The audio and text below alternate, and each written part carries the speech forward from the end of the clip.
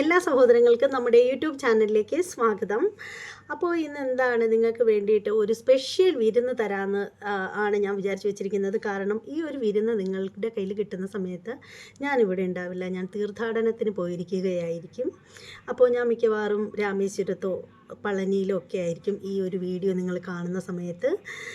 അപ്പോൾ എൻ്റെ സഹോദരങ്ങൾക്ക് വേണ്ടിയിട്ട് ഞാൻ വരുമ്പോഴത്തേക്ക് എനിക്ക് അതായത് നിങ്ങൾക്ക് നല്ല വിരുന്നുകൾ തന്നിട്ട് പോകണമെന്നാണ് എൻ്റെ ആഗ്രഹം. അതുകൊണ്ട് തന്നെ ഞാൻ തീർത്ഥാടനത്തിനാണല്ലോ പോകുന്നത്. അപ്പോൾ നിങ്ങൾക്കും തീർത്ഥാടനത്തിന് തുല്യമായിട്ടുള്ള വീഡിയോകൾ കാണാനായിരിക്കും ആ ഒരു സമയത്ത് എനിക്ക് തരാനായിട്ട് തോന്നുന്നത്. അതുകൊണ്ട് തന്നെ നിങ്ങൾക്ക് വേണ്ടിയിട്ട് ഞാൻ നൗഷാദ് ബാഖുവി എന്ന് പറയുന്ന, ബാഖുവിന്ന് തന്നെയാണല്ലോ അല്ലേ, അദ്ദേഹം ഒരു മതപണ്ഡിതനാണ്. അദ്ദേഹത്തിൻ്റെ ഒരു പ്രഭാഷണം കേൾപ്പിക്കാം കേട്ടോ. എനിക്ക് അദ്ദേഹത്തിൻ്റെ പ്രഭാഷണം ഭയങ്കര ഇഷ്ടമാണ് കേൾക്കാൻ. ഞാൻ ഇതിനു മുമ്പും അദ്ദേഹത്തിൻ്റെ വീഡിയോകൾ ചെയ്തിട്ടുള്ള ഒരാളാണ്. ഒരു വീഡിയോ ചെയ്തിട്ടുണ്ട്. അപ്പോൾ ഈ ഒരു വീഡിയോ കണ്ടപ്പോഴത്തേക്ക് എനിക്ക് തോന്നി ഇത് നിങ്ങളിലേക്ക് എത്തിക്കണമെന്ന്. എനിക്ക് അത്രയേറെ ഇഷ്ടപ്പെട്ടു. അപ്പോൾ നമ്മുടെ ഈ പറയുന്ന ഇദ്ദേഹത്തിൻ്റെ വീഡിയോ നിങ്ങളെ കേൾപ്പിക്കാം. അദ്ദേഹം നമ്മുടെ അജ്മീർ ദർഗയെ കുറിച്ചിട്ടാണ് പറയുന്നത്. ആ ദർഗ തോണ്ടാൻ നടക്കുന്ന ചില മനുഷ്യരുണ്ടല്ലോ, അവരെ കുറിച്ചിട്ടാണ് ഇദ്ദേഹത്തിന് പറയാനുള്ളത്. അപ്പോൾ അദ്ദേഹത്തിന് പറയാനുള്ളത് എന്താണെന്ന് നമുക്ക് കേട്ടിട്ട് വരാം. കാറ് പാർക്ക്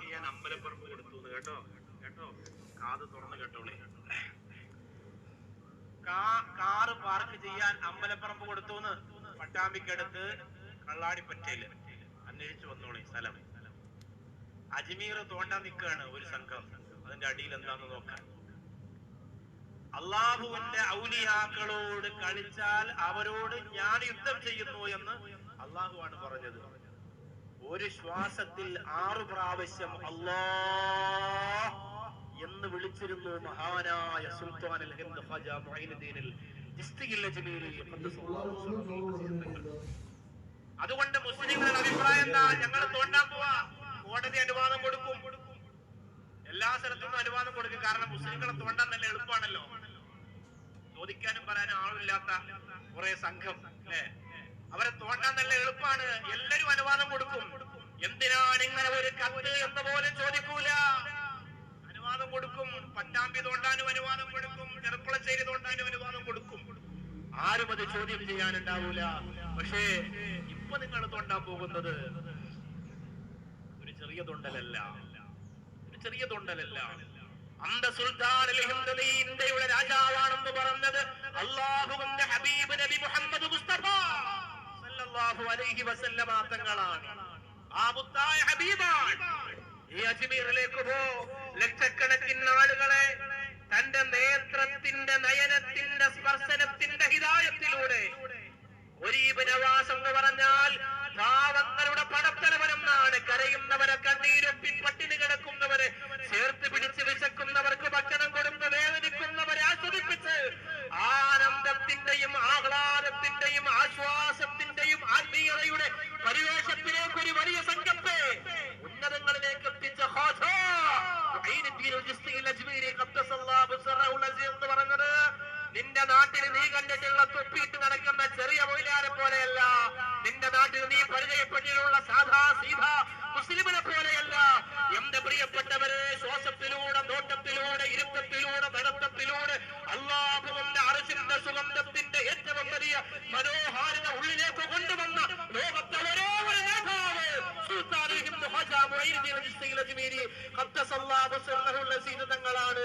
അവിടത്തേക്കൊന്ന് ചിന്തിച്ചാൽ, അവരെ ഒന്ന് മനസ്സിൽ കണ്ടാൽ, അവിടത്തേക്കൊന്ന് യാത്ര ചെയ്താൽ കിട്ടുന്ന മാനസിക സുഖം സുന്നികളോട് പറഞ്ഞാല് മനസ്സിലാവുകയുള്ളൂ. അല്ലാഹുവിന്റെ ആരിഫീങ്ങളോട്, ഔലിയാക്കളോട് പറഞ്ഞാല് മനസ്സിലാവുകയുള്ളൂ. പട്ടാമ്പിക്കാരോട്, ഈ കള്ളാടിപ്പറ്റക്കാരോട് പറഞ്ഞാൽ മനസ്സിലാകും. കാരണം അജ്മീറിന്റെ, കേരളത്തിന്റെ അജ്മീറിന്റെ രാജകുമാരനായി പരിസരത്ത് കിടന്നുറങ്ങുന്ന പ്രിയപ്പെട്ട വരവൂര് മുഹമ്മദ് കുട്ടി മസ്താൻ എന്ന പ്രിയപ്പെട്ട വല്യാപ്പാട് കേന്ദ്രത്തിന്റെ തൊട്ടടുത്താ. നിങ്ങൾ കുറച്ചങ്ങോട്ട് പോയാൽ അജ്മീറിൽ തന്നെ റൂം പോലും എഴുതി വെച്ചിട്ടുള്ള ഒരു മലയാളി എന്ന പ്രിയപ്പെട്ട അമ്പൻകുന്ന് വീരാനൂരി പാപ്പ എന്ന പ്രിയപ്പെട്ടവരെ പരിചയമുള്ളവരാ നിങ്ങൾ. അതുകൊണ്ട് എന്റെ പ്രിയപ്പെട്ടവരെ, ടെൻഷൻ നിങ്ങൾ അടിക്കണ്ട, മനസ്സ് പ്രയാസം വരുത്തണ്ട. ആഷിഖീങ്ങളും നെഞ്ചുപൊട്ടി ഔലിയാക്കളെ ഇഷ്ടപ്പെടുന്നവര് വേദനിച്ച് ഉള്ളുകൊണ്ട് അജ്മീറിന്റെ ചുറ്റും കണ്ണീരൊഴുക്കുന്നെങ്കിൽ ഇൻഷാ അല്ലാഹ് അതിന് അല്ലാഹു റബ്ബുൽ ഇസ്സത്ത് പരിഹാരം തരും, ഉറപ്പാണ്. ഇനി അതല്ല അത് മാന്തി പൊളിച്ചിട്ടാണ് അവർക്ക് വയറ് നിറയുന്നതെങ്കിൽ, അത് മാന്തി പൊളിച്ചിട്ടാണ് അവർക്ക് സമാധാനമാകുന്നതെങ്കിൽ അവര് ചെല്ലട്ടെ. അവരുടെ മൺവെട്ടയും വെട്ടുകത്തിയും ആയുധങ്ങളുമായിട്ട് അവർ കടന്നു നിന്നിട്ട് അല്ലാഹുവിന്റെ ഔലിയാക്കൾക്ക് പൂർണ്ണമായി വിട്ടുകൊടുക്കുകയാണ് പ്രിയപ്പെട്ടവര്. അലാ ഇന്ന ഔലിയാ അല്ലാഹ് ലാ ഖൗഫുൻ അലൈഹിം വലാ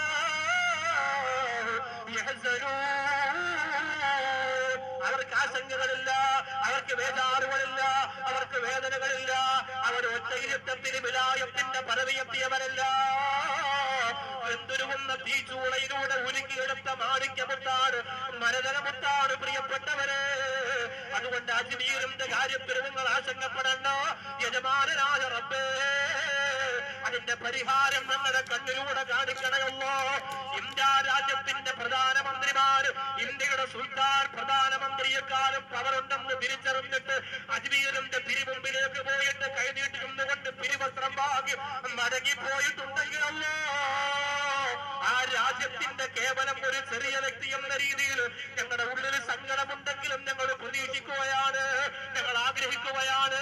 ഞങ്ങളുടെ ആത്മാഭിമാനത്തിന്റെ ആത്മീയമായ സൂര്യതേജസ്സിന് ഒരു കോട്ടവും വരാതെ ഞങ്ങളുടെ പ്രയാസങ്ങൾക്ക്, പ്രതിസന്ധികൾക്ക്, സങ്കടങ്ങൾക്ക്, ബുദ്ധിമുട്ടുകൾക്ക് അല്ലാഹുവേ കണ്ണുതുറന്നുന്ന കേരളത്തിന്റെ ഒരു മൂലയിലിരുന്ന് നോക്കിയാൽ റജബിന്റെ രാജകുമാരനായ സുൽത്താനുണ്ട് പുഞ്ചിരിച്ചുകൊണ്ട് മറുപടി വരുമെങ്കിൽ അതങ്ങനെ തന്നെ നിൽക്കണമെന്ന് ഞങ്ങൾ ആഗ്രഹിക്കുന്നു. അല്ലാഹ് കള്ളാടിപ്പറ്റയില് ക്ഷേത്രത്തിന്റെ പറമ്പിൽ കാർ പാർക്കിങ്ങിന് സ്ഥലം കൊടുത്തിരിക്കുകയാണ്. സർവമംഗളമംഗല്യേ ശിവേ സർവാർദ്ധ സാധികേ ശരണ്യേ ത്രയംബകേ ഗൗരി നാരായണി നമോസ്തുതേ. തിരുവനന്തപുരത്ത് ആറ്റുകാൽ പൊങ്കാല നടക്കുമ്പോ ഞാൻ അട്ടക്കുളങ്ങര മുസ്ലിം ജമാഅത്തിൽ ഖതീബായി ഉരയുമ്പോ പള്ളിയുടെ കവാടത്തിന്റെ ഫ്രണ്ടിൽ പൊങ്കാലക്ക് കല്ല് വെക്കാൻ കമ്മറ്റിക്കാർ അനുവാദം കൊടുക്കുകയാണ്. ഞങ്ങൾക്ക് ആർക്കും അതിൽ പരിഭവവും പരാതിയില്ല. എത്ര സുന്ദരമായ മനോഹരമായ സ്നേഹത്തിന്റെ സാഹോദര്യത്തിന്റെ നാടാണ് നമ്മുടെ നാട്. വർഗീയ വിഷങ്ങള് ചീറ്റി, വിഷപ്പാമ്പിന്റെ ചീറ്റല്, അതിന്റെ ദുർഗന്ധം ഭമിച്ച് ഈ നാട് നാശത്തിലേക്ക് പോകുമ്പോ യഥാർത്ഥ ഒരു ഹിന്ദു ഒരിക്കലും അജ്മീർ തൊണ്ട സപ്പോർട്ട് ചെയ്യൂല. അവർക്കറിയാം അജ്മീർ എന്താണ് എന്ന്. ചരിത്രം പഠിച്ചാൽ മതി, മൊയിലാക്കന്മാരോട് ചോദിക്കണ്ട. ഇന്ത്യ രാജ്യത്തിന്റെ ചരിത്രം പഠിച്ചാൽ മതി. അജ്മീർ എന്തെന്നറിയാം. ഒരു പള്ളിയിലെ മൊയിലാരോട്, ഒരു പ്രഭാഷകരോട് ചോദിക്കണ്ട. ഇന്ത്യ രാജ്യത്തിന്റെ ചരിത്രം പഠിച്ചാൽ അജ്മീർ എന്ത് എന്നും ഹാജാ ഐനുദ്ദീൻ ചിശ്തി ആരാണെന്ന് തിരിച്ചറിയാൻ പറ്റും. എന്തൊരു അവസ്ഥയാണ്, ഒരു രസമാണ് തോണ്ടൽ അല്ലേ. ആയിക്കോട്ടെ. അപ്പോൾ എനിക്ക് ഇദ്ദേഹത്തിൻ്റെ പ്രഭാഷണം കേട്ടിട്ട് എനിക്ക് പറയാൻ തോന്നിയെന്ന് വെച്ചാൽ, എന്തിനു വേണ്ടിയിട്ടാണ് ഇങ്ങനെയൊക്കെ ചെയ്യുന്നതെന്ന് എനിക്കും അറിയില്ല സത്യം പറയുകയാണെങ്കിൽ. ഇത്രയും വർഷം ഇന്ത്യക്ക് സ്വാതന്ത്ര്യം കിട്ടിയിട്ട് എത്ര വർഷമായി അല്ലേ? ഇത്രയും കാലത്തിന് അമ്മച്ച് ഇപ്പോഴാണ് ഇങ്ങനെയൊക്കെയുള്ള ഓരോരോ കോപ്രായങ്ങളൊക്കെ. ഇപ്പോൾ ഈ പറയും പോലെ തന്നെ മുസ്ലിം സഹോദരങ്ങളെ അവരുടെ പാട്ടിന് വിട്ടേക്കട്ടെ. എന്തിനാണ് വെറുതെ അവരുടെ സ്വാതന്ത്ര്യത്തിൽ, അവരുടെ പിന്നെ ഈ പറയും പോലെയുള്ള അവരുടെ പ്രാർത്ഥനാലയങ്ങളിൽ നമുക്ക് കൈകടത്തേണ്ട ആവശ്യം എന്താണ്? നമുക്ക് ആവശ്യത്തിൽ കൂടുതൽ പ്രാർത്ഥനാലയങ്ങളുണ്ടല്ലോ. എത്രയോ ക്ഷേത്രങ്ങളിൽ പൂജിക്കാൻ പോലും ശരിക്ക് വേണ്ട രീതിയിൽ പൂജകൾ പോലും കിട്ടാതെ കിടക്കുന്ന ക്ഷേത്രങ്ങളുണ്ട്. കുറേയേറെ ക്ഷേത്രങ്ങൾ ദേവസ്വം ബോർഡിൻ്റെ കൈവശമുണ്ട്. ദേവസ്വം ബോർഡ് കാര്യങ്ങളെല്ലാം കറക്റ്റായിട്ട് ചെയ്യുന്ന ക്ഷേത്രങ്ങൾ ഒരുപാടുണ്ട്. അങ്ങനെയാണെങ്കിൽ പോലും ദേവസ്വത്തിന് പോലും വിട്ടുകൊടുക്കാതെ സ്വകാര്യ വ്യക്തികൾ അമർത്തി വെച്ചിരിക്കുന്ന ക്ഷേത്രങ്ങളും ഒരുപാടുണ്ട്. എന്നിട്ട് പോലും പല ക്ഷേത്രങ്ങളിലും നല്ല രീതിയിൽ പൂജകൾ പോലും ചെയ്യാൻ പറ്റാത്ത അവസ്ഥയിലായിട്ട് പോലും ദേവസ്വത്തിന് വിട്ടുകൊടുക്കാതെ വെച്ചിരിക്കുന്ന സ്വകാര്യ വ്യക്തികളും ഉണ്ട് ക്ഷേത്രങ്ങളെ. അപ്പോൾ ഒരുപാട് ആവശ്യത്തിലധികം ക്ഷേത്രങ്ങളുണ്ട്. ശരിക്കും പറയുകയാണെങ്കിൽ നമ്മൾ ഭക്തജനങ്ങൾ ഈ ലോകത്ത് എനിക്ക് തോന്നുന്നു ഈ ഇന്ത്യ മഹാരാജ്യത്ത് പള്ളികളെക്കാളും ഏറ്റവും കൂടുതലുള്ളത് നമ്മൾ കണക്ക് കൂട്ടിയാൽ മനസ്സിലാവും. ഇപ്പോൾ 1-ാം വാർഡിൽ തന്നെ ഞങ്ങൾ വസിക്കുന്ന വാർഡിൽ തന്നെ എന്തുമാത്രം ക്ഷേത്രങ്ങളുണ്ടെന്ന് വെച്ചാൽ എണ്ണി തിട്ടപ്പെടുത്താൻ പറ്റില്ല. അതേസമയം വിരളിൽ എണ്ണാവുന്ന 4-5 ആ ഒരു പഞ്ചായത്തിൻ്റെ അധീനതയിൽ കൂടിപ്പോയ ഒരു 4-5 പള്ളികൾ വരുമായിരിക്കും. പക്ഷേ ക്ഷേത്രങ്ങൾ എത്രയുണ്ട് എന്നുള്ളത് പോലും നമുക്ക് എണ്ണി തിട്ടപ്പെടുത്താൻ പറ്റാത്തത്രയും ഉണ്ട് ക്ഷേത്രങ്ങൾ. അപ്പോൾ ഒന്ന് ഓർത്ത് നോക്കൂ, ഈ ക്ഷേത്രങ്ങളിലെല്ലാം ഇപ്പോൾ ഈ മുറവിളി കൂട്ടി ഈ അജ്മീർ ദർഗ കുത്തിപ്പൊളിക്കണം, മാന്തി പൊളിക്കണം എന്ന് ചിന്തിക്കുന്ന ആളുകൾ നാളെ അവിടെ ഒരു കുത്തിപ്പൊളിച്ച് മാന്തി പൊളിക്കുമ്പോൾ അവിടെ നിന്ന് ശിവലിംഗം എടുത്ത് വെച്ചിരിക്കുന്നു എന്നും പറഞ്ഞിട്ടാണ് എല്ലാവരും ഇത് പറയുന്നത്. ഒരു പക്ഷേ അവിടെ ഒരു ശിവലിംഗം ഉണ്ടെന്ന് തന്നെ ഇരിക്കട്ടെ. ഞാൻ ഉദാഹരണം പറയുന്നതാണ്, വെറുതെ ഒരു ഉദാഹരണം പറയുന്നു എന്നേ ഉള്ളൂ, അങ്ങനെയാണെന്നല്ല പറയുന്നത്. അഥവാ ഇനി അങ്ങനെ ഒരു സംഭവം അവിടെ ഉണ്ടെന്ന് തന്നെ ഇരിക്കട്ടെ, അങ്ങനെയാണെങ്കിൽ പോലും അവിടെ അത് കുത്തിപ്പൊളിച്ച് മാന്തി പൊളിച്ച് അതിനുശേഷം അവിടെ ഒരു ക്ഷേത്രം ഇവർ നിർമ്മിച്ചെന്നിരിക്കട്ടെ. ആ പള്ളി മാന്തി പൊളിച്ച് എടുത്ത് മാറ്റിയിട്ട് പകരം ഒരു ക്ഷേത്രം നിർമ്മിച്ചു എന്നിരിക്കട്ടെ. അപ്പോൾ അങ്ങനെ ഇരിക്കുന്ന സമയത്ത് പോലും അവിടെ ഇത് കുത്തിപ്പൊളിച്ച് മാന്തി പൊളിച്ച് ക്ഷേത്രം നിർമ്മിക്കാനായിട്ട് മുൻകൈയെടുത്ത എത്ര പേര് അവിടെ ഒരു മാസത്തിലൊരിക്കലെങ്കിലും തൊഴുവാൻ ചെല്ലുമോ? പ്രാർത്ഥനയ്ക്കായിട്ട് ചെല്ലുമോ? മാസം പോട്ടെ, വർഷത്തിലൊരിക്കലെങ്കിലും പ്രാർത്ഥനയ്ക്കായിട്ട് ചെല്ലുമോ? ഇല്ല, ഒരിക്കലും ചെല്ലില്ല. ഇതൊക്കെയെന്ന് പറഞ്ഞാൽ വ്യക്തിപരമായിട്ടുള്ള അല്ലെങ്കിൽ മതപരമായിട്ടുള്ള വൈരാഗ്യം മാത്രമാണ് തീർക്കുന്നതെന്ന് എനിക്കിതിനൊക്കെ പറയാൻ പറ്റുള്ളൂ. നമുക്ക് എത്രയോ സുന്ദരമാണ്. ശരിക്കും പറയുകയാണെങ്കിൽ നമ്മുടെ ഈ ഒരു രാജ്യം എന്ന് പറഞ്ഞാൽ ഈ രാജ്യത്തെ മറ്റുള്ള രാജ്യത്തേക്കാൾ മുൻനിരയിലേക്ക് നമ്മുടെ രാജ്യം വരുന്നതെന്ന് പറഞ്ഞാൽ സാഹോദര്യത്തിൻ്റെയും മതസൗഹാർദ്ദത്തിൻ്റെയൊക്കെ പേര് വരുന്ന സമയത്താണ്. ശരിക്കും ഹിന്ദുക്കളും മുസ്ലിങ്ങളും ക്രിസ്ത്യാനികളും ഒരേ മനസ്സോടുകൂടി ജീവിക്കുന്ന ഒരു രാജ്യം എന്ന് പറയുന്നത് അത് ഇന്ത്യ മാത്രമേ ഉണ്ടാവുള്ളൂ എന്നാണ് എൻ്റെ വിശ്വാസം. അപ്പോൾ എന്തിനാണ് ഇങ്ങനെ നമ്മൾ മറ്റുള്ളവരുടെ മത വികാരങ്ങളെ വ്രണപ്പെടുത്തി ജീവിക്കാനായിട്ട് നോക്കുന്നത്? അതിൻ്റെ ഒരു ആവശ്യമില്ല. ഇത്രയും നാളും അതിനകത്ത് ശിവലിംഗം ഉണ്ടെങ്കിൽ അതവിടെ ഇരുന്നോട്ടെ. അതുകൊണ്ട് ആർക്കാണ് എന്താണ് നഷ്ടം? എന്തായാലും അവിടെ പ്രാർത്ഥനകളല്ലേ നടക്കുന്നത്. എന്തായാലും മറ്റുള്ളവരുടെ മതവികാരത്തെ വ്രണപ്പെടുത്തിയിട്ട് എന്തിനാണ് ഒരു ക്ഷേത്രം നിർമ്മിക്കുന്നത്?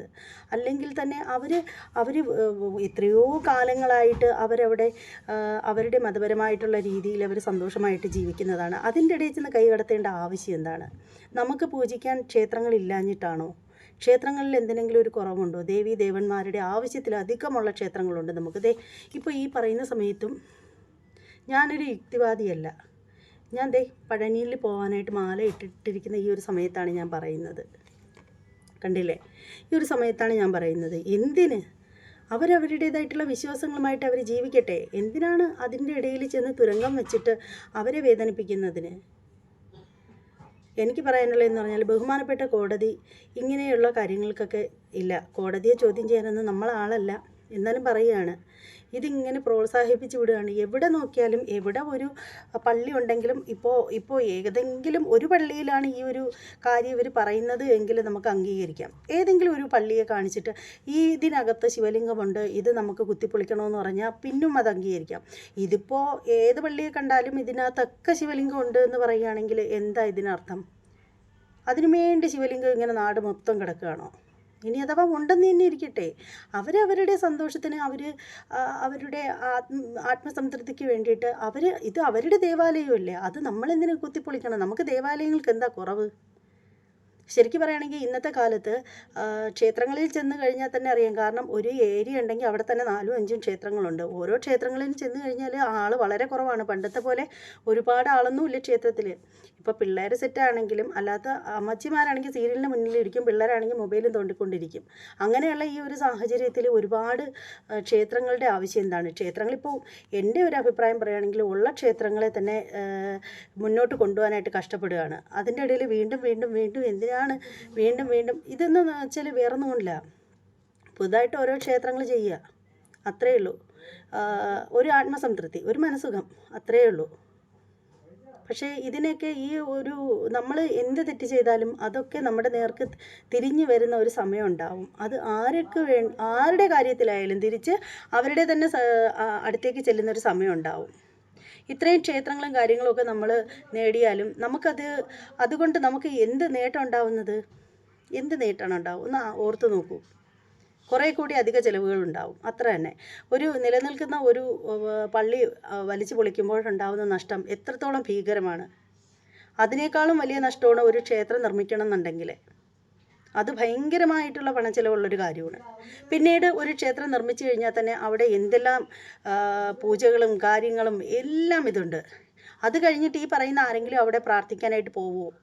അപ്പോൾ ഇതൊക്കെ എന്ന് പറഞ്ഞാൽ എന്താണ്?